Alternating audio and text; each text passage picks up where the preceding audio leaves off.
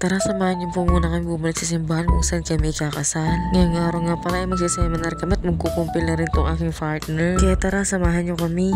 Maaga nga kami gumahit dahil malayo-layo ang aming pupuntahan. Ito nga pala sa Ramos Tarlac. And yes, finally, andito na rin kami. Buti na lang napakaganda nung araw na ito at hindi umulan. At ito na nga din, pumasok na kami sa loob. Kaya sabi ko sa partner ko, kuhanan niya ako ng video habang naglalakad. At ito na nga yun. At sa mundo naman ay siya naman ang aking kinuhanan ng video. At pagdating nga namin dito kung saan kami magsisemmer ay kami pa ngayong nahuli. Kaya ito yung mupo na kami. At sila-sila nga din namin mga kasama ngayong araw. Pagkatapos nga ng aming seminar ay bumalik na kami sa office para bayaran aming kailangang bayaran. At naghintay nga lang kami saglit bago mag-umpisa ang kumpil. Kasama na mawala sa kapaturan ng mga kasalanan at sa buhay na walang hanggan. Ito ang ating pananampalataya. Ito ang pananampalataya ng banal na simbahan. Ito ang ikinagawa natin kahit ihayag kay San Cristo Jesus na ating Panginoon.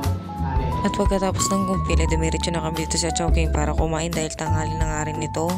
At dumating na nga din yung order namin kaagad. Hay, mukha nga na auntie dyan hindi na mapinta kasi nga gutom na siya.